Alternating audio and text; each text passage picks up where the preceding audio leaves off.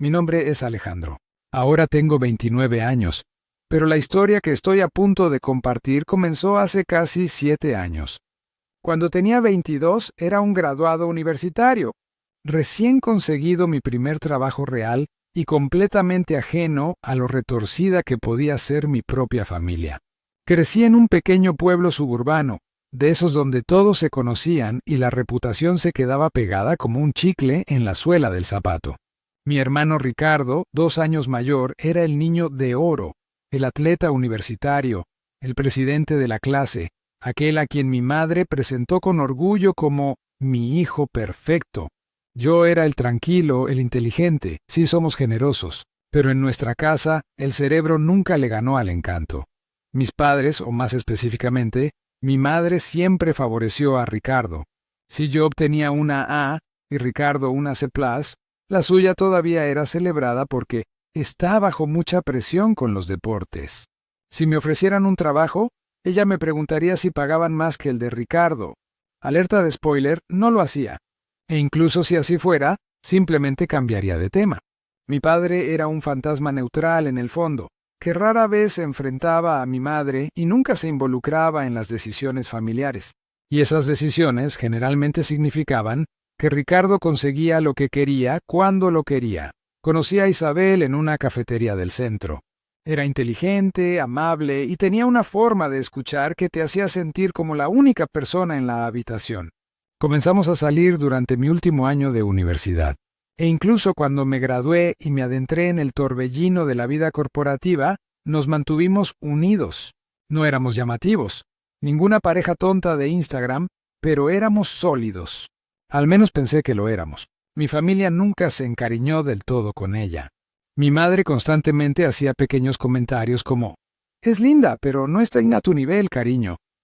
Y mi hermano era civilizado, pero frío. En ese momento pensé que era simplemente la típica cuestión territorial entre hermanos. Ahora lo sé mejor. La primera grieta ocurrió en mi cena de graduación. Se suponía que sería mi celebración, pero de alguna manera Ricardo terminó dando un brindis que sonó más como una lectura del currículum de sus propios logros. Es increíble ver a mi hermano pequeño graduarse. Recuerdo cuando ni siquiera podía lanzar una pelota de fútbol. Bromeó, haciendo reír a toda la mesa, excepto a Isabel, que me dirigió una mirada comprensiva. Lo ignoré. Ricardo siempre había necesitado ser el centro de atención. Estaba acostumbrado a atenuar mi brillo para que él pudiera brillar. Mirando hacia atrás, aquella cena fue un disparo de advertencia. Unos meses después, Isabel y yo nos mudamos juntas. Era un apartamento modesto en la ciudad, nada especial, pero lo hicimos nuestro. Había empezado a buscar anillos en silencio, lentamente. Quería que fuera perfecto. No se lo había contado a nadie todavía, ni siquiera a mi mejor amigo, porque sabía lo rápido que viajaban las noticias en nuestros círculos. Pero una noche, mientras preparábamos el equipaje para visitar a mis padres durante el fin de semana, Isabel dijo algo extraño. «¿Crees que a tu mamá realmente le gustó?», preguntó doblando un suéter. Me reí sin ganas. Ya es simplemente brusca. Tarda en entrar en confianza. Isabel no se rió. Ella simplemente miró el suéter. No es solo ella. Ricardo me da una vibra extraña. A veces me mira fijamente cuando no estás mirando o me hace preguntas extrañas. La semana pasada me envió un mensaje de texto preguntándome qué tipo de vino me gustaba. De repente, mi estómago se retorció. ¿El qué? Ella se encogió de hombros. Probablemente no fue nada, pero no era nada. Ese fue el momento en que algo dentro de mí empezó a observar. Me volví un poco más alerta cuando estábamos cerca de la familia. Comencé a notar las largas miradas de Ricardo. ¿Cómo cambió su tono cuando le hablaba a ella? Demasiado suave, demasiado familiar. Y mi mamá seguía invitando a Ricardo a eventos a los que ambos debíamos asistir. Noches de cine, cenas, y luego, accidentalmente, se olvidaba de decírmelo hasta el último minuto, alegando que asumía que yo estaba ocupado con el trabajo. Luego vino la fiesta de cumpleaños.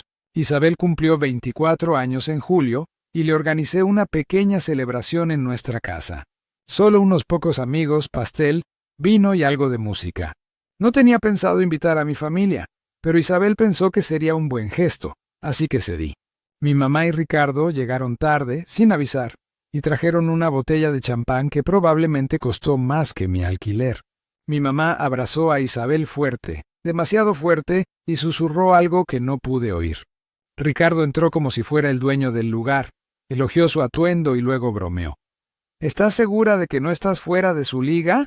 Todos se rieron, yo no. Después de esa noche, Isabel parecía distante. Sonrió menos, me tocó menos. Lo atribuí al estrés. Después de todo, ella estaba postulándose a la escuela de posgrado. Pero una voz tranquila en el fondo de mi mente susurró, algo anda mal. Entonces llegó la propuesta, o lo que se suponía que sería. Planeé un viaje de fin de semana, montañas, cabaña, tranquilidad. ¿Tenía el anillo? Tenía las palabras. Pero la noche antes de nuestra supuesta partida, Isabel me sentó y me dijo, no creo que pueda hacer esto. Al principio, pensé que se refería al viaje. Luego dijo, nosotros, parpadeé. ¿De qué estás hablando? Su voz tembló. Sé lo de la otra chica, Alejandro. Se me encogió el corazón. ¿Qué otra chica? Parecía que intentaba ser valiente, pero le temblaban las manos. No mientas. Ricardo me lo contó. Me enseñó los mensajes. Dijo que llevas meses engañándome. No podía respirar. Isabel, no lo he hecho. Lo juro por todo. No lo he hecho. Pero ella no me miraba. Dijo que te pilló. Dijo que le rogaste que no me lo dijera. El mundo se tambaleó. Quise gritar, pero solo salió un susurro. ¿Le crees a él antes que a mí? Silencio. Y en ese silencio, todo entre nosotros se hizo añicos. Isabel se mudó una semana después. Mi mamá llamó una vez no para preguntarme cómo estaba, sino para decirme, «¿Estarás bien, cariño?» De todos modos, ella nunca estuvo destinada a ti. No respondí. Luego vino el golpe final. 3 meses después de la ruptura, recibí un mensaje de texto de un viejo amigo de la universidad. Oye, hombre, ¿estás viendo esto? Se adjuntó una foto de un anuncio de compromiso en Facebook. Ricardo e Isabel sonriendo, su mano sobre el pecho de él, mostrando mi anillo. Lo miré fijamente durante un largo rato.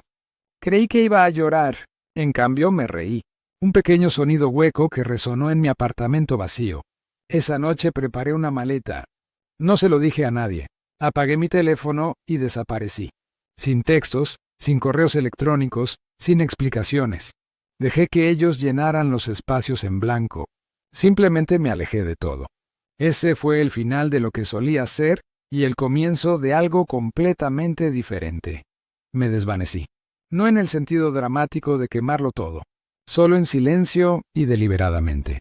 Renuncié a mi trabajo, rompí el contrato de alquiler, borré todas las cuentas de redes sociales que tenía y compré un sedán usado con los pocos ahorros que me quedaban. Conduje hacia el oeste, hacia estados que nunca había visto, montañas sobre las que solo había leído y pueblos donde nadie había oído jamás el nombre de Alejandro Garza. Por primera vez en mi vida, no tuve que vivir a la sombra de Ricardo, ni encogerme ante la desaprobación de mi madre. Fue aterrador y fue libertad. Durante 2 años trabajé en empleos esporádicos y me mudé con frecuencia. A veces fui camarero, otras veces barista, y una vez incluso botones en un albergue de esquí en Colorado. Aprendí a por fin amar el silencio. Leí mucho, mantuve un cuaderno y lo llené de ideas. Uno de ellos, un concepto de startup con el que soñé en la universidad pero que nunca tuve el coraje de llevar adelante, lentamente comenzó a tomar forma. No te aburriré con la rutina, pero digamos que el aislamiento agudiza la mente y la amargura, cuando se canaliza correctamente, es combustible. Aprendí a codificar por mi cuenta, ahorré obsesivamente, me asocié con alguien que conocí en línea, que compartía la visión y después de unos 3 años, el negocio finalmente despegó. Comenzó siendo pequeño, luego creció rápidamente, como un incendio en un bosque seco. Los inversores vinieron. Se sucedieron las asociaciones. A los 28 años no solo me iba bien. Yo era rico, discretamente, lo suficientemente silencioso como para que nadie en casa supiera nada, pero estaban a punto de saberlo. La primera vez que volví a saber de mi familia fue durante una tarde de finales de verano. Estaba sentado en la oficina de mi casa mirando fijamente un lago tranquilo, junto al cual ahora vivo cuando mi teléfono, un nuevo número no conectado con mi pasado, vibró con una notificación de correo electrónico. En la línea de asunto, reunión familiar, te extrañamos, Alejandro. Miré el nombre, mamá. El correo electrónico era extrañamente alegre, como si los últimos 5 años no hubieran sucedido, como si no me hubieran traicionado, ridiculizado, arrojado a un lado como si no fuera nada. Escribió sobre lo emocionados que estaban todos de finalmente estar juntos nuevamente. ¿Cómo estarían Ricardo e Isabel allí con su pequeño? Al parecer tuve un sobrino. ¿Y cómo no sería lo mismo sin ti? Esa fue la primera vez que oí hablar del niño. No respondí, pero ese correo electrónico abrió una puerta y pronto me encontré siendo observado pasivamente. Mi antiguo perfil de LinkedIn, que había bloqueado y enterrado, tuvo un aumento repentino en las visitas. Mi negocio, ahora un jugador importante en su nicho, estaba siendo seguido por cuentas con el apellido de mi familia. Una noche, incluso vi el nombre de Ricardo aparecer brevemente como espectador en un podcast que había hecho bajo un seudónimo. Hizo clic y se fue. Alguien lo había descubierto. Unas semanas después llegó otro correo electrónico, esta vez de mi padre. El tono era diferente, más rígido, más cauteloso. Hola, hijo. Sé que ha pasado un tiempo. Tu mamá me contó sobre la reunión. ¿Te extraña, Ricardo? Bueno, él lamenta cómo sucedieron las cosas. Sé que probablemente no quieras saber de nosotros, pero tal vez sea hora de dejar atrás el pasado. Significaría mucho para tu madre. No respondí. No estaba listo. Pero los correos electrónicos no cesaron. Vinieron de mi prima, de mi tía, incluso de Isabel, cuyo mensaje simplemente decía: espero que estés bien. Pienso en ti a veces. Lo borré sin abrir el resto. Entonces ocurrió algo que lo cambió todo. Uno de mis socios comerciales me reenvió un correo electrónico de un inversor interesado en organizar una reunión. Habían usado mi nombre real, el que nunca anuncié públicamente. El mensaje era vago, lleno de halagos, pero había algo en él que no encajaba. Investigué un poco más y pedí a alguien de mi equipo que rastreara la fuente. Era Ricardo. Había usado un nombre falso, una dirección falsa. Había intentado hacerse pasar por un inversor para ponerse en contacto conmigo. Vi rojo. Él quería algo y yo sabía exactamente qué era. Unos días después, llamé a mi antiguo compañero de la universidad, Javier, una de las pocas personas con las que había mantenido un contacto vago y cercano. Él todavía vivía cerca de mi ciudad natal y, lo que es más importante, tenía vínculos con personas con las que mi hermano todavía interactuaba. Oye, dije, pregunta extraña. ¿Has visto a Ricardo últimamente? Javier se rió. Hombre, sí, en realidad, no vas a creer esto. El tipo está hasta las orejas de deudas. La hipoteca está bajo el agua. El coche fue embargado. Y corre el rumor de que Isabel amenaza con irse otra vez. Esa última palabra, otra vez, me golpeó más fuerte de lo que esperaba. Al parecer su matrimonio no fue el cuento de hadas que Facebook había prometido. Resulta que cuando la base de tu relación es la traición y la manipulación, los muros tienden a agrietarse rápidamente. Isabel había intentado lanzar algún tipo de marca de influencer, pero fracasó. Ricardo había gastado todos sus ahorros, había hecho algunas malas inversiones, incluida una apuesta fallida con criptomonedas, y ahora se aferraba a lo poco que le quedaba. Y lo peor es que se habían mudado de nuevo a casa de mis padres. Por supuesto que lo habían hecho. Casi sentí pena por ellos. Casi. Pero entonces Javier añadió: tu madre todavía presume de Ricardo como si fuera un regalo de Dios para el planeta. Finge que nada es culpa suya. Les dice a todos que Isabel solo está pasando por una fase. Es patético. Nada había cambiado. El niño mimado no podía hacer nada malo. Y yo seguía siendo el fantasma, hasta que decidí no serlo. La siguiente reunión familiar estaba programada para principios de primavera. Un lugar al aire libre, una zona de picnic alquilada, todos los primos lejanos y las tías segundas, todo el elenco. Era el tipo de evento que mi madre anhelaba. El pavoneo social en su forma más pura. Según la cadena de correos electrónicos que Javier me reenvió, se suponía que Ricardo sería el invitado de honor no oficial con un brindis planeado en su nombre y todo. Confirmé mi asistencia anónimamente con un nombre falso solo para ver si se daban cuenta. No lo hicieron.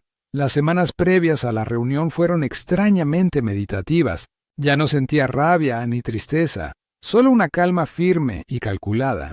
Saqué mi viejo traje del fondo del armario, lo hice a medida y luego alquilé un coche de lujo para el día. Elegante, negro, de esos que llaman la atención pero no gritan. Con mucho esfuerzo, le dije a mi asistente que me despejara la agenda. Reservé un hotel 2 pueblos más allá y esperé. La mañana de la reunión llegué 10 minutos antes. El lugar ya estaba lleno de gente, niños corriendo, parientes lejanos riendo. Aparqué el coche a la vista de la entrada. Salí despacio, me ajusté la chaqueta y me dirigí a las mesas. Nadie me reconoció al principio. No hasta que pasé directamente por delante de la cabina de bienvenida y con indiferencia cogí una bebida de la mesa de refrescos. Entonces lo oí, una profunda inhalación. ¿Alejandro? Me giré. Era la tía Patricia, la que solía darme galletas a escondidas de pequeña y decirme que era demasiado sensible cuando mi madre me gritaba. «¡Dios mío, eres tú!». Otros empezaron a girarse. Se extendieron los susurros. Sonreí cortésmente, asentí una vez y seguí caminando. Entonces los vi.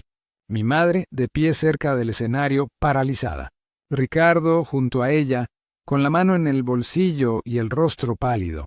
Y Isabel, mayor, más cansada, aún hermosa en esa forma distante, con un niño pequeño en la cadera, mirándome como si hubiera visto un fantasma. No bajé el paso. Caminé directo hacia ellos. Al principio, no aparecieron. Un rumor de conversaciones se extendió entre la multitud. El teléfono de mi madre vibró. Leyó un mensaje y luego su expresión se agrió. «Se les averió el coche», murmuró. «¿A 2 manzanas?» «Claro que sí». Miré el coche negro de lujo aparcado cerca de la puerta, con la luz del sol reflejándose en el capó pulido.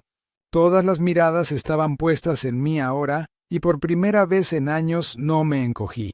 Sonreí y esperé. El silencio que siguió fue casi teatral. Me quedé allí, con la bebida en la mano, con el peso de cada susurro y mirada presionando contra mi espalda como una ola que crecía lentamente. Pero no me moví. No me inmuté. En todo caso, dejé que miraran, que se preguntaran. Mi madre, por supuesto, fue la primera en intentar recuperarse. Se acercó a mí con esa sonrisa característica de labios apretados que siempre usaba para parecer amable, esa que nunca se le reflejaba en los ojos. «Alejandro», dijo con un tono exageradamente alegre, como si yo fuera un primo lejano que hubiera confirmado su asistencia en el último minuto. «Estamos muy contentos de que hayas podido venir». Bebí un sorbo de mi bebida, hice una pausa y luego respondí, «¿Y tú?». Su expresión vaciló por medio segundo, y luego se inclinó para darme un abrazo que no le devolví. Olía a laca para el pelo cara y a perfume viejo, el mismo aroma que usaba en todas las funciones escolares que solo había escuchado a medias. Antes de que pudiera decir más, la bocina de un coche sonó 2 veces a lo lejos. Todas las cabezas se giraron hacia la calle, bordeando la entrada del parque. Una destartalada minivan plateada, inconfundiblemente suya, apareció a la vista, traqueteando mientras se detenía en la acera. La puerta del conductor se abrió y Ricardo salió, luciendo nervioso y furioso, como si no pudiera decidir a quién culpar por llegar tarde. Entonces Isabel salió detrás de él, levantó a su pequeño con un brazo y cerró la puerta del pasajero con el otro. Ricardo me vio casi al instante, apretó la mandíbula y disminuyó el ritmo. Por un momento pensé que se daría la vuelta y se marcharía. Pero no. Cuadró los hombros y comenzó a caminar hacia la reunión con esa misma confianza en sí mismo que había tenido desde que éramos niños. La confianza de alguien que siempre tuvo respaldo, alguien que pensó que nunca perdería. Y para ser justos no lo había hecho. No realmente hasta ahora. Mientras se acercaba, noté algo sutil pero revelador. Isabel no caminaba a su lado. Se quedó atrás junto al niño. Y ella me miraba fijamente todo el tiempo. No a mi ropa ni al auto, sino a mí. Ricardo extendió una mano. «No pensé que aparecerías». Lo miré y luego a su mano. «Al parecer tú tampoco». Él forzó una risa. «Problemas con el coche. Ya sabes cómo es». No realmente, respondí, dejando que la sonrisa se curvara lentamente. El mío funciona bien. El silencio entre nosotros se prolongó lo suficiente para resultar incómodo. Luego dejó caer la mano y asintió rígidamente. Mira, sé que hay historia, pero tal vez hoy la dejemos ir. Solo cosas familiares, sin drama. Esa palabra. Familia. El impacto fue diferente cuando vino de él. Antes de que pudiera responder, mi madre se interpuso entre nosotros como un diplomático, corriendo para evitar la guerra. No convirtamos esto en una escena. Estamos aquí para celebrarnos a todos. Y Alejandro, cariño, que estés aquí significa mucho para mí. ¿En serio? La estudié. La misma mujer que hace años me dijo con cara seria que Isabel nunca estuvo destinada a ser mi pareja, quien había sonreído a través de las grietas de mi vida como si fueran decorativas. Pero no estuve aquí para disculparme. Aún no. El evento se desarrolló en oleadas incómodas. Floté a través de la tarde como un fantasma en un lugar al que ya no pertenecía. La gente me saludó con una mezcla de confusión y cortesía. Primos que no había visto en años me dieron abrazos sin mucho entusiasmo, claramente inseguros de cómo acercarse al hermano Garza desaparecido. Pero sonreí, pequeña y educadamente, sin ofrecer nunca más de lo necesario. Y luego vino el discurso. Mi madre golpeó su copa de vino con un tenedor y se puso de pie cerca del frente del área de picnic, con un tono meloso y alegre. Solo quiero agradecerles a todos por venir hoy. Significa muchísimo para nosotros ver a toda nuestra familia finalmente reunida nuevamente. Y sobre todo, hizo una pausa para causar efecto.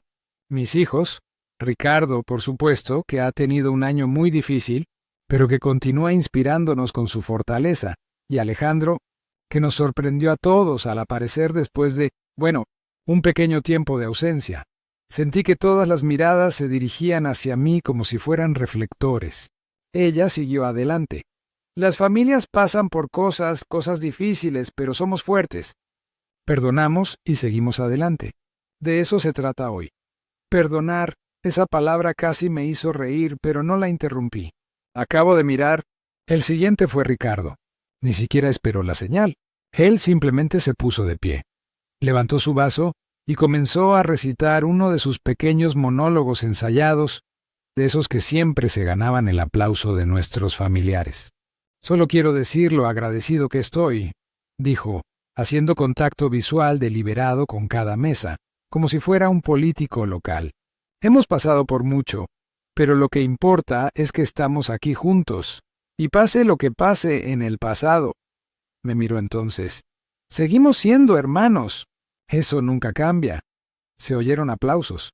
Demasiado fuerte, como si estuvieran tratando de disipar la tensión. Me quedé sentado. No levanté mi copa, y luego, cuando los aplausos cesaron, Isabel se puso de pie. Ninguna señal, ningún brindis, ningún anuncio, solo silencio. Ella colocó a su niño pequeño sobre su cadera y caminó hacia el frente. Sus ojos estaban abiertos pero tranquilos. No iba a decir nada. Empezó ella con voz clara y firme. Pero como hoy todos vamos a ser honestos, la cabeza de Ricardo se giró hacia ella. Isabel levantó una mano. No, ya tuviste tu turno. La cara de mi madre palideció. He guardado silencio durante años, dijo Isabel. Por culpa, por miedo, por vergüenza, honestamente. Pero viendo a Alejandro aquí, no puedo fingir más. Todo el parque quedó en silencio. No había pájaros ni susurros de hojas, solo quietud. Se volvió hacia la multitud y su voz se hizo más fuerte. Lo que hizo Ricardo, lo que hicieron, estuvo mal. Todos sabéis lo que pasó o lo que pensáis que pasó. Todos creyeron que Alejandro me engañó, me mintió y me abandonó, pero nada de eso era cierto. Su mano temblaba ligeramente mientras acomodaba al bebé. Ricardo mintió. Me mostró textos falsos, capturas de pantalla falsas, me convenció de que Alejandro tenía otra mujer. Dijo que solo estaba tratando de protegerme. Mi pulso retumbaba en mis oídos. Isabel me miró. Y le creí porque era joven, porque pensé que le debía algo después de que todo se derrumbó y porque confié en que la gente que me rodeaba me diría la verdad. Ricardo se levantó rápidamente con pánico en sus ojos. Isabel, siéntate. Estás molesta. No he terminado. Ella se volvió hacia él. Me robaste la vida, manipulaste a todos, a mí, a tu familia, a tus amigos, solo para tomar lo que tenía tu hermano. Y les dejaste creer que él era el problema. Dejaste que lo enterraran mientras te hacías la víctima. Los jadeos recorrieron las mesas. Algunos familiares estaban visiblemente incómodos. Mi tía se movió en su asiento. Alguien tosió. Isabel me miró otra vez. Lo siento. No espero perdón. Pero necesitaba que supieras que lo veo ahora. Te veo. Debería haberlo visto antes. Mis manos se apretaron alrededor de mi vaso, pero no dije una palabra. Mi madre se puso de pie, intentando recuperar el control. Está bien, eso es suficiente. Este no es el momento. Isabel se volvió hacia ella. ¿Tú lo animaste? Sonreíste a pesar de ello. Me dijiste después de que Alejandro se fue que era lo mejor, que él no estaba estable, que Ricardo cuidaría de mí. Su voz se quebró ligeramente. Me vendiste una mentira. El bebé empezó a inquietarse. Isabel lo abrazó más fuerte. La cara de Ricardo estaba roja como un tomate. No sabes de lo que estás hablando. Fuiste miserable con él. Te salvé de cometer un error. Tú fuiste el error. Isabel espetó. Entonces se volvió hacia mí y el peso de su mirada casi me dejó sin aliento. Nunca dejé de preguntarme por qué desapareciste. Ahora sé que era lo único que podías hacer. Ella bajó del escenario y sus tacones resonaron suavemente contra la madera. Y luego pasó junto a Ricardo, junto a mi madre, que parecía a punto de desmayarse y desapareció entre la multitud. No hubo aplausos. Nadie se movió. Ricardo se quedó congelado. Mi madre estaba sentada, con los labios fruncidos en una línea pálida y temblorosa, y yo me levanté, lenta y silenciosamente, y caminé hacia el micrófono. El micrófono todavía estaba caliente de la mano de Isabel cuando me acerqué a él. Por un momento no dije nada. Simplemente miré a la multitud. La misma multitud que una vez se rió de los chistes de Ricardo sobre mí. Asintió cuando mi madre dijo que yo era demasiado sensible. El mismo grupo que me despidió en silencio cuando desaparecí. Ahora me miraban con la boca ligeramente abierta, sin saber si prepararse para una explosión o una disculpa. No les di ninguna. Simplemente dije, no estoy aquí para limpiar mi nombre.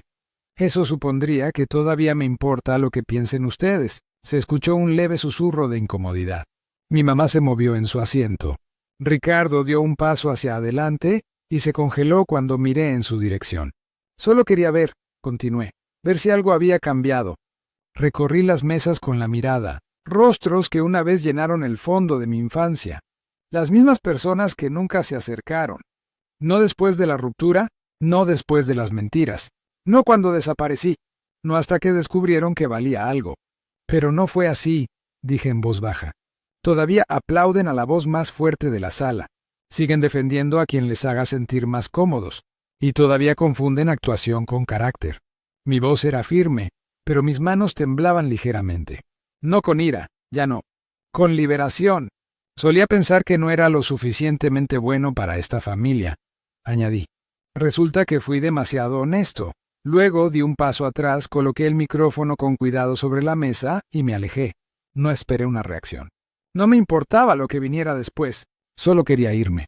Llegué a mi coche y me detuve un momento antes de subir. El capó negro pulido reflejaba el cielo. Sin nubes, sin fin. Ni siquiera recordaba haber conducido hasta allí esa mañana.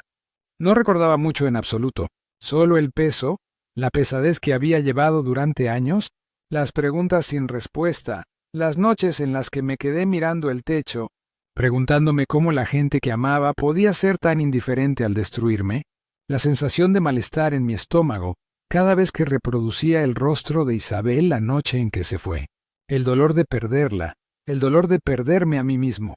Entonces todo me alcanzó. Me senté en el asiento del conductor, cerré la puerta y finalmente exhalé como si hubiera estado conteniendo la respiración desde el día en que desaparecí. Los siguientes días fueron confusos. Regresé al hotel en una especie de trance. No comí mucho. No dormí bien. Seguí repitiendo la reunión una y otra vez. El discurso de Isabel, la cara de mi madre, los puños apretados de Ricardo, el silencio de todos los demás. Esa fue la parte que más me quedó en la mente. El silencio. Nadie se puso de pie. Nadie me defendió. Incluso después de que se supo la verdad, simplemente se quedaron sentados allí. Y me di cuenta de que tal vez nunca había perdido una familia. Quizás nunca había tenido una. Ese pensamiento desató algo dentro de mí, no de manera violenta, no de una manera que me hiciera querer gritar o tirar algo, sino de una manera que hizo que todo finalmente tuviera sentido. A la mañana siguiente, conduje por el antiguo barrio, pasé por la casa de mi infancia, el parque donde Ricardo me rompió la nariz en un partido amistoso de fútbol, y mi madre me dijo que estaba siendo dramático. La heladería a la que una vez llevé a Isabel después de nuestra primera pelea real, aquella en la que ella admitió que odiaba cómo mi familia me hablaba con condescendencia. Ahora eran fantasmas, cada recuerdo era una sombra sobre el pavimento. Me detuve en el cementerio. Allí fue enterrado mi abuelo, la única persona de mi familia que me hizo sentir realmente valorado. No había ido de visita en años. Me arrodillé junto a su tumba y hablé en voz alta, aunque no había nadie alrededor. Creo que finalmente entiendo lo que quisiste decir, susurré.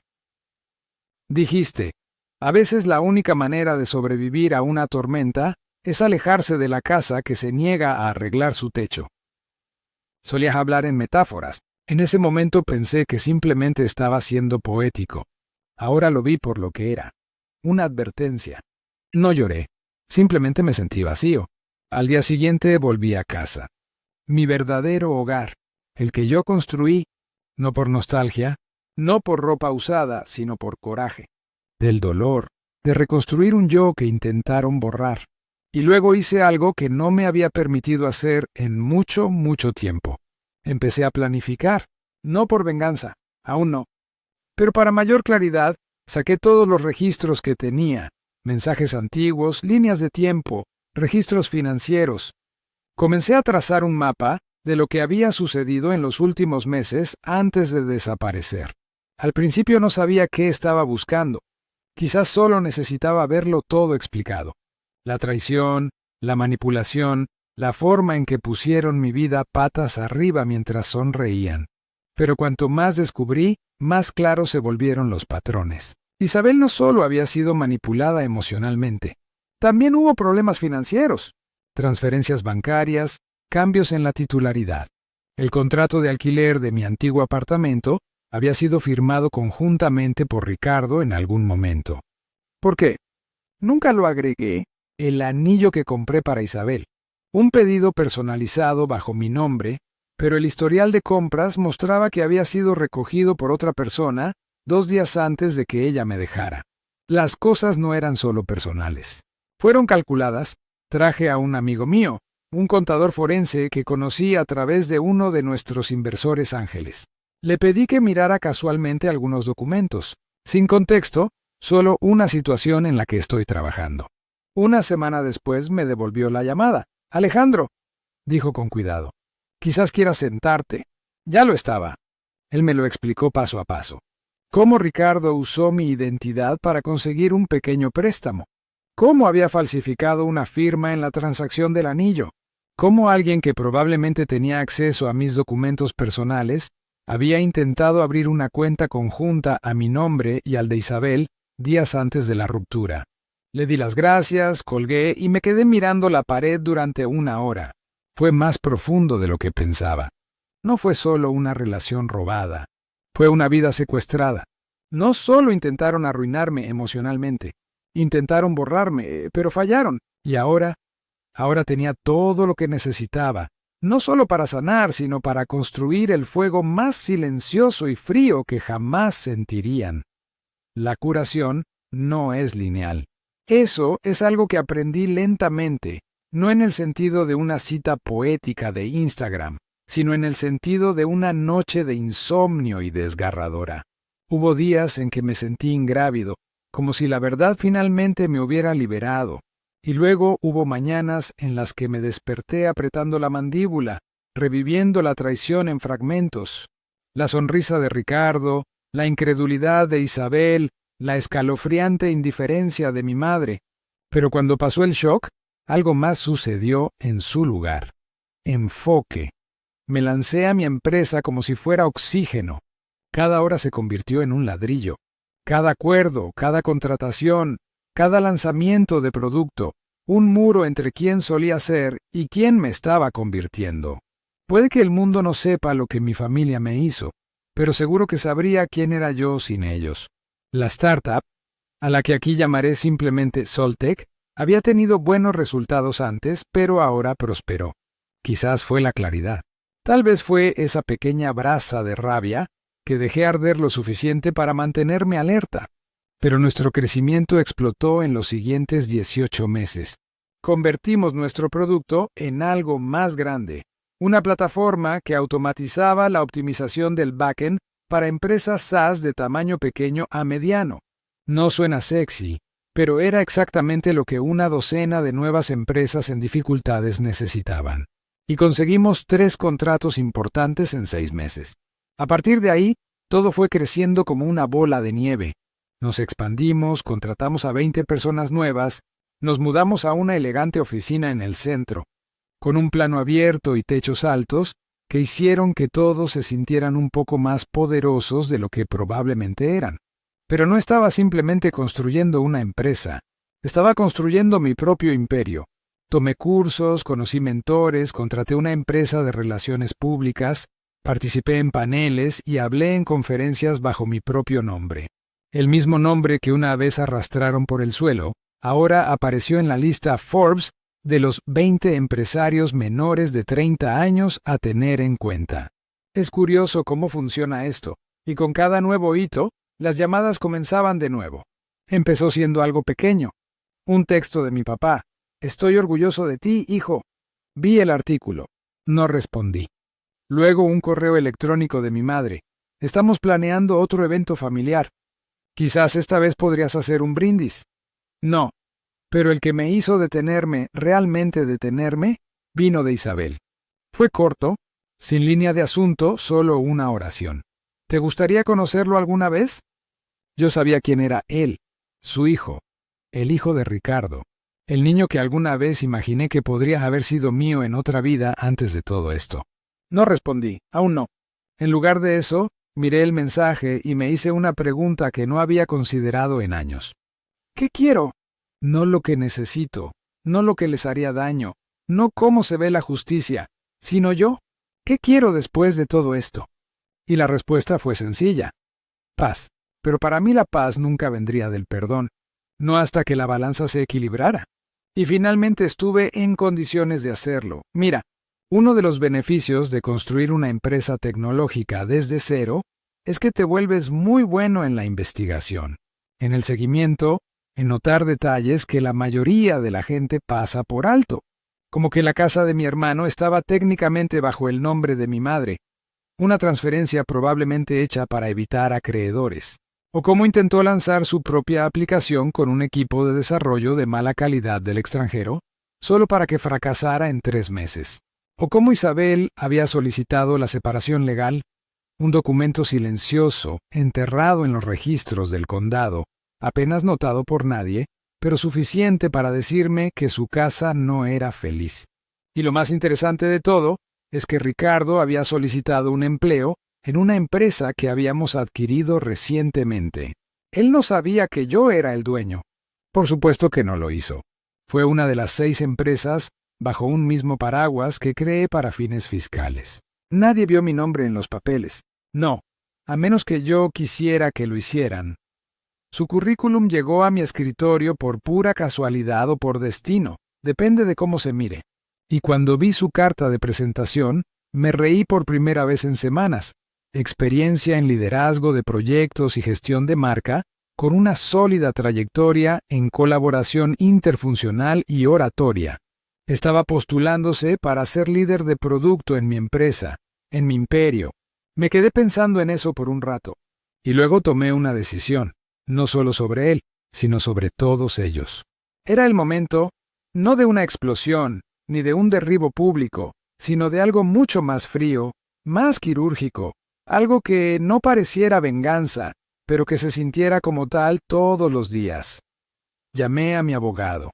Discutimos este plan hace meses cuando le mostré por primera vez los documentos falsificados. Lo había llamado influencia a nivel nuclear. Le dije que empezara el papeleo. Luego le envié un correo electrónico, de solo 3 líneas, a Ricardo desde una dirección privada que no reconoció. Hemos revisado su solicitud. Nos gustaría invitarle a una entrevista final. Traiga lo mejor de sí. Luego me senté y esperé. El poder no es ruidoso, es paciente, y el mío apenas empezaba a hablar. El correo electrónico había sido enviado un jueves. El viernes por la tarde, Ricardo respondió más rápido de lo esperado y con más entusiasmo de lo que había imaginado. Muchas gracias por esta oportunidad. He realizado una investigación exhaustiva sobre su empresa y estoy seguro de que puedo aportar un nuevo valor a su equipo de productos. Estoy disponible para reunirme la próxima semana, cualquier día, en cualquier momento. Allí estaba de nuevo aquella vieja confianza de Ricardo, aquella arrogancia grasienta e inquebrantable disfrazada de encanto. Casi podía oír su voz leyendo las palabras, ver la sonrisa burlona curvándose en el borde de sus labios mientras imaginaba triunfar en la entrevista y volver a cobrar relevancia gracias al éxito de otra persona. Tal como siempre lo había hecho, le pasé el correo electrónico a mi asistente y le dije que programara la entrevista para el miércoles en nuestra sucursal más nueva, un espacio tipo loft reconvertido en el centro de la ciudad que también funcionaba como nuestro laboratorio de innovación y satélite de desarrollo. Era elegante, intimidante y completamente desconectado de cualquier prensa que hubiéramos hecho. Sin carteles, sin nombres, solo un edificio minimalista con vidrio esmerilado y un sistema de seguridad silencioso que registraría cada movimiento desde el momento en que entrara. Lo tenía perfectamente organizado. Mientras tanto, mi abogado me llamó con una actualización. Todo está en su lugar, dijo con un tono frío y preciso. Podemos iniciar una investigación formal si estás listo. Los cargos de falsificación se mantendrán. Tienes los recibos de compra, las declaraciones de los testigos y los registros digitales. Lo mismo ocurre con el préstamo fraudulento. Entrará en pánico en el momento en que reciba la primera carta. No dije nada inmediatamente. Me quedé parado en la ventana de mi oficina, mirando el horizonte de la ciudad, mientras el zumbido del tráfico se elevaba como estática. «¿Todavía no?», dije finalmente. «Quiero darle la oportunidad de verlo con sus propios ojos primero. Quiero que se dé cuenta de a quién intentó robarle». «Entendido», respondió el abogado. «Pero sabes, en el momento en que activemos esto, se va a complicar». Sonreí débilmente. «Está bien. He pasado los últimos 5 años limpiando su desastre. Una ronda más no me romperá. Una vez que terminó esa llamada, pasé a la siguiente fase y aprendí cuán profunda era la espiral de Ricardo. Contraté a un investigador privado. No necesariamente para buscar trapos sucios. No necesitaba escándalo. Necesitaba detalles específicos, y el informe que llegó una semana después fue esclarecedor. Ricardo e Isabel habían estado viviendo en una casa que no podían pagar, una casa que se había mantenido a flote gracias a una serie de regalos de mi madre, sacados de los últimos vestigios de un fondo de jubilación que mi padre había construido silenciosamente. Isabel, después de presentar la solicitud de separación, se mudó a un pequeño apartamento al otro lado de la ciudad. Había dejado atrás la mayoría de sus pertenencias. Su hijo, Mateo, se quedó con ella y, según los registros de observación del investigador privado, Ricardo no había hecho mucho esfuerzo por visitarla. Peor aún, Ricardo había estado postulándose a docenas de empresas. Cada rechazo parecía golpear más fuerte que el anterior. Había retirado un pequeño monto de su 401k para pagar una tarjeta de crédito. Vendía cosas por internet: un televisor, una bicicleta de montaña e incluso su vieja chaqueta universitaria. Estaba desesperado, y los hombres desesperados cometían errores. Pedí un favor a alguien de nuestro equipo de reclutamiento. No necesitaba que Ricardo pasara ninguna evaluación inicial, pero sí quería que el panel de entrevistas lo tratara como un candidato serio. Quería que la ilusión durara. «Son neutrales», les dije. «Háganle preguntas difíciles. Háganlo sudar un poco, pero no le dejen saber quién está detrás de esto». Aún no.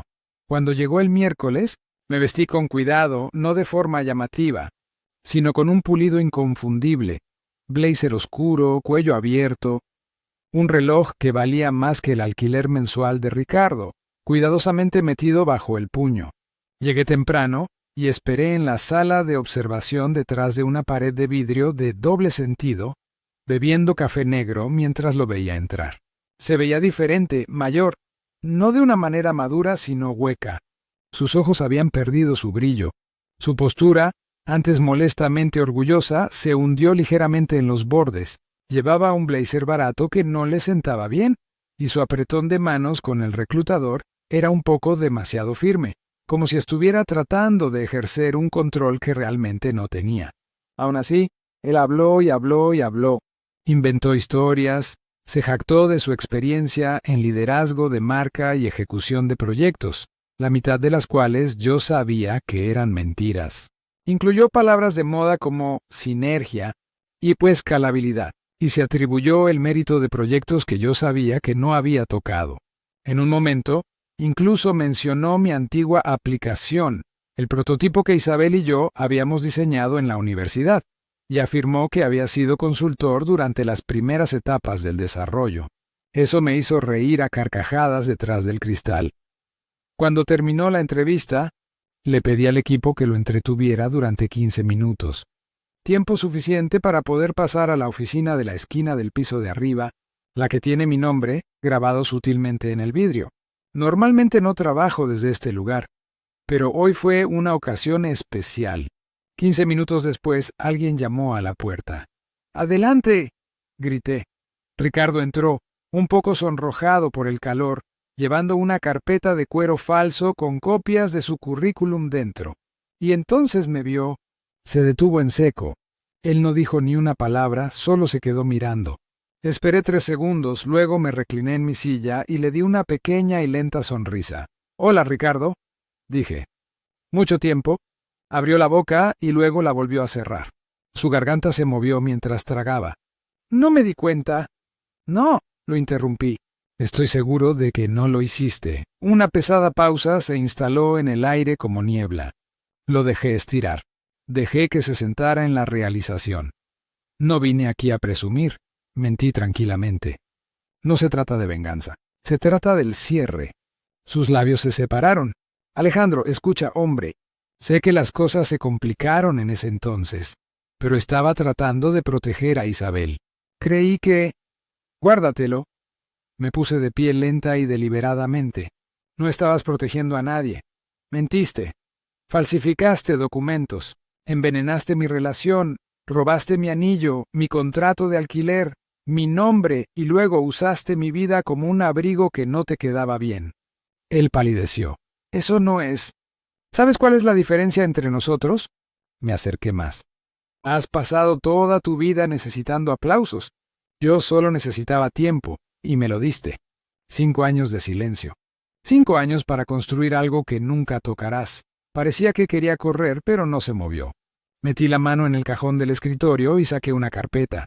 Dentro había una copia del contrato de alquiler falsificado, un registro de transacción de la joyería y un correo electrónico impreso en el que se había hecho pasar por mí. Lo deslicé sobre la mesa. «Tengo los originales, el equipo legal y los fondos para llevar esto a cabo en todos los tribunales del estado». Lo miró fijamente sin tocarlo. «Pero no voy a hacer eso», añadí. Levantó la cabeza de golpe. «Porque eso te convertiría nuevamente en el centro de la historia. Y francamente no vales la tinta». Otra gota de silencio. Luego me di la vuelta y le dije: «Puedes salir tú solo», y lo dejé caminar. Sin guardias, sin amenazas, sin escolta de seguridad, solo silencio. Porque lo que vino después no iba a ser ruidoso. Iba a ser devastador. Se fue sin decir una palabra. Ni una excusa balbuceada, ni una disculpa falsa, nada. Solo tenía una expresión pálida y en shock mientras salía de la oficina y cerraba la puerta con un suave clic, como si tuviera miedo de despertar a una bestia dormida. No lo seguí. No lo necesitaba. La mirada en su rostro me dijo todo lo que esperaba. Comprensión, arrepentimiento y un temor creciente de que tal vez, solo tal vez, el hermano que creía haber enterrado no solo había sobrevivido, sino que había regresado con una armadura. Aún así, esa no fue la venganza. Eso fue solo el acto de apertura. El verdadero espectáculo comenzó a la mañana siguiente, exactamente a las 9:00 a.m. Ricardo recibió una carta de mi equipo legal. No una demanda completa, todavía no, pero sí un aviso formal de investigación por falsificación y robo de identidad que citaba fechas específicas, registros de transacciones y declaraciones de testigos. Estaba redactado de manera profesional, pero entre líneas el mensaje era claro. Vemos lo que hiciste. Podemos probarlo y estamos dispuestos a enterrarte con ello. Conocía a Ricardo lo suficientemente bien como para predecir su próximo movimiento. Negación seguida de pánico, luego llamadas desesperadas a nuestra madre, a cualquiera que pensara que podría protegerlo.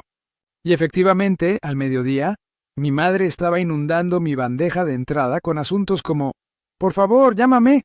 Esto ha ido demasiado lejos. Y mi favorito personal, «Aún eres familia». No respondí porque la siguiente fase del plan ya estaba en marcha. La parte en la que no simplemente nivelé el campo de juego.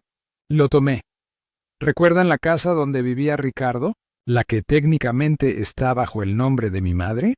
Sí, eso fue intencional porque hace 2 años, cuando me enteré de que ella estaba canalizando dinero hacia él, fondos de jubilación, líneas de crédito, incluso refinanciando la casa del lago que mi abuelo le dejó. Intervine tras bastidores silenciosamente, legalmente y con una oferta educada, cuyo alcance ella nunca entendió en su totalidad.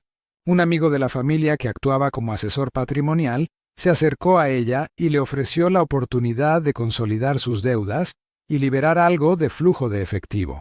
Ella mordió. Los términos eran generosos.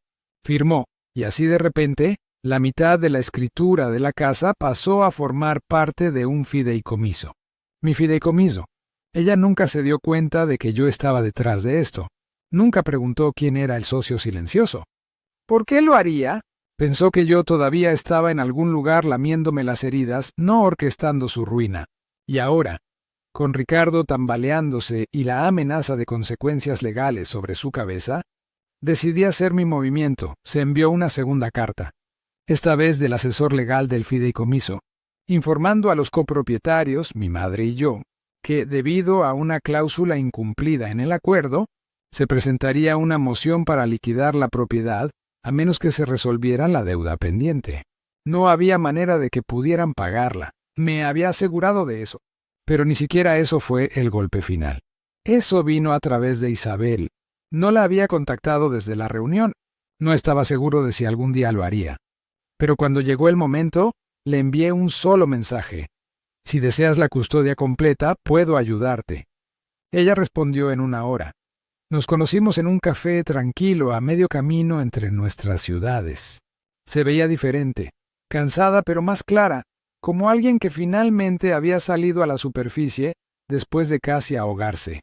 No quiero dinero, dijo primero. Si de eso se trata. No lo es, respondí. No quiero nada de ti. Ella asintió lentamente. Entonces, ¿por qué? Tomé un sorbo de mi café. Porque eres la única que dijo la verdad en voz alta. Y porque ese niño merece algo mejor que un padre que trata a las personas como juguetes. Sus ojos brillaron por un segundo, pero no lloró. Dime qué tengo que hacer, dijo. Y lo hice. Le di todo. Conexiones legales, respaldo financiero, referencias de carácter de personas que participaron en los negocios fallidos de Ricardo y que estaban más que felices de hablar sobre su comportamiento impulsivo, su abuso verbal y su negligencia. Mi abogado redactó un acuerdo silencioso que ofrecía a Isabel suficiente apoyo para estabilizarla a ella y a Mateo a largo plazo. Sin ataduras, sin condiciones, sin lagunas legales, solo una ruptura limpia. 2 meses después se celebró la audiencia de custodia. Ricardo apareció solo, sin preparación y sin representación. Isabel se quedó con la custodia total y una barrera legal reforzada que impidió a Ricardo acceder a Mateo sin la aprobación del tribunal. Luego vino el golpe final. El periódico local, pequeño pero respetado, publicó un perfil sobre Soltec y su fundador.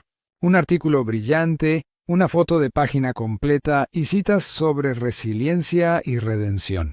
Y ahí mismo, en la barra lateral, una pequeña mención de una vieja traición, una acción legal y cómo la pérdida personal impulsó una empresa que ahora era multimillonaria.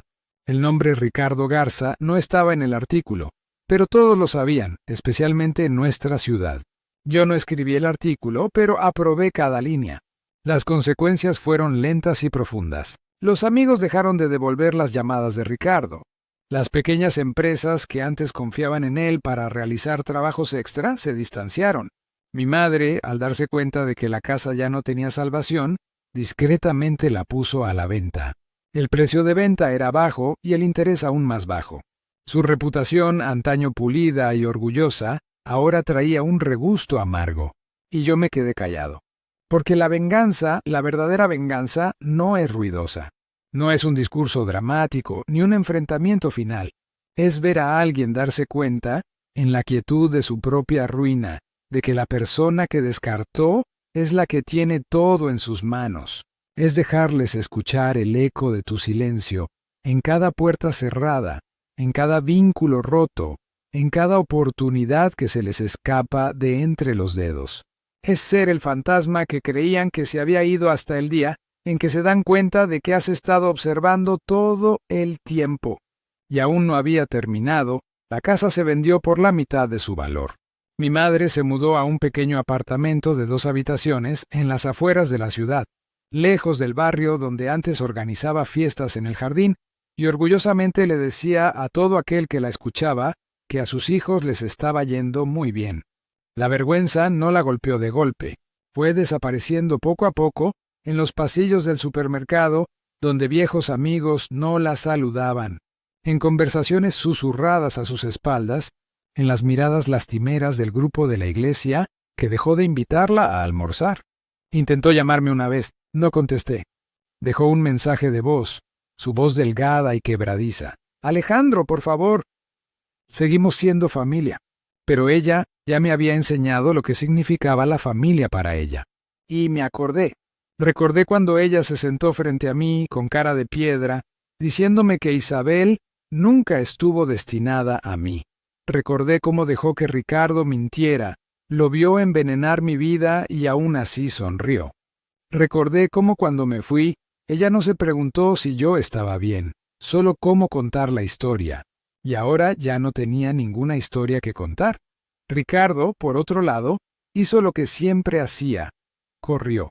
Después de perder la custodia, después del artículo, después de que se vendió la casa, intentó desaparecer en otra ciudad, en otro trabajo, en otra identidad. Pero el mundo digital no lo olvidó. Los empleadores lo buscaron en Google. Las verificaciones de antecedentes hicieron saltar algunas alarmas. Su currículum fue marcado por inconsistencias. Empezó a trabajar como freelance, pagándose muy poco solo para poder abrirse camino. Pero incluso esas puertas se cerraron rápidamente. Una noche, Javier, mi antiguo compañero de la universidad, me envió una captura de pantalla. Ricardo había iniciado un GoFundMe. El epígrafe decía, intentando reconstruir para mi hijo. La vida me dio algunos golpes injustos. Ni una sola mención de Isabel ni de mí, o la verdad. Yo no doné. Nadie más lo hizo tampoco. Se quedó en $75. Mientras tanto, Isabel prosperó. Encontró un trabajo en una organización local sin fines de lucro que apoyaba a madres solteras y familias jóvenes. Un día recibí una tarjeta de ella, un simple sobre con un dibujo a crayón dentro de Mateo.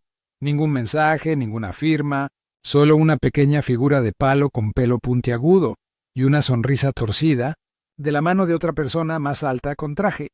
Lo mantuve pegado en mi refrigerador, no porque necesitara recordar quién era yo para ellos, sino para recordarme a mí mismo en quién me había convertido a pesar de ellos. No hablé a menudo del pasado, ni a la prensa, ni a mis socios, ni a la gente que trabajó a mi lado todos los días, porque la venganza no fue mi historia de origen, era solo la nota al pie. La verdadera historia fue la reconstrucción, el devenir. El hecho de que me fui sin nada más que una maleta y regresé con un nombre que tenía peso. Mi madre solía decir, «Te arrepentirás de alejarte de tu familia». Pero esto es lo que ella nunca entendió. No me alejé de la familia, me alejé de personas que se consideraban familia, pero que solo me trataban como un plan de respaldo. Y nunca miré atrás. no hasta la reunión. No fue hasta que llegué en un auto de $200,000, salí con un traje que valía más que el último sueldo de Ricardo, y los observé desde la cima de la colina mientras llegaban tarde, acurrucados y sudando, porque su minivan oxidada se había averiado a 2 cuadras de distancia. Entraron cojeando en la reunión mientras yo permanecía de pie bajo la sombra, con un vaso en la mano, observándolos escudriñar a la multitud, observándolos buscarme y dándome cuenta de que ya no estaba bajo su sombra. Estaban parados en la mía,